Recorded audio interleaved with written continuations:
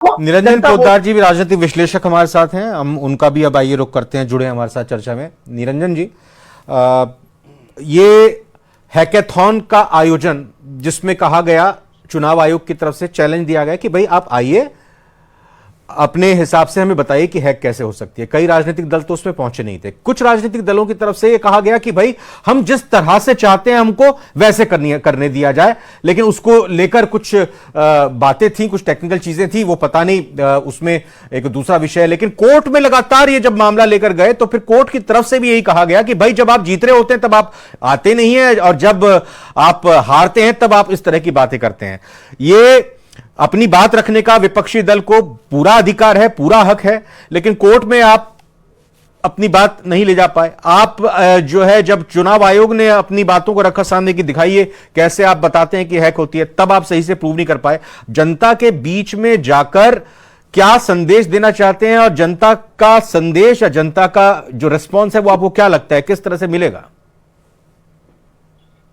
देखिए रविंद्र जी, यहाँ आप छोड़ दीजिए चुनाव आयोग की बात, छोड़ दीजिए आप कोर्ट की भी बात, लेकिन मेरा ये मानना है कि जब आप जो बोलते हैं उसके अंदर कुछ ईमानदारी और कुछ उसके अंदर आपके आत्मा की आवाज नजर आनी चाहिए, ना कि आपके जो गुस्सा है या यूं कहें कि आपकी जो हार की हताशा है वो नजर आनी चाहिए। हमारे यहाँ एक देसी भाषा के अंदर कहावत कही जाती है रविंद्र जी कि जब भैंस पूंछ उठाएगी तो गाना नहीं गाएगी, गोबर ही करेगी।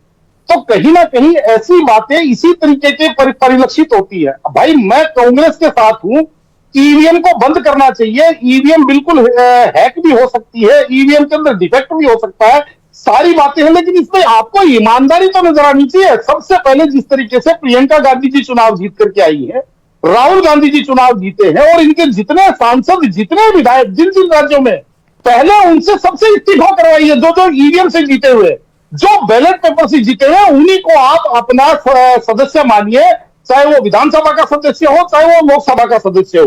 और जो ईवीएम से जीते हैं, आप ये कहिए कि हम इस ईवीएम को नहीं मानते, इसलिए हम सामूहिक रूप से पूरे देश के अंदर हमारे जितने भी संसदीय विधायी हैं, इनको सबको हम इस्तीफा करवाते हैं और आगे से ईवीएम के चुनाव का हम बहिष्कार करते हैं।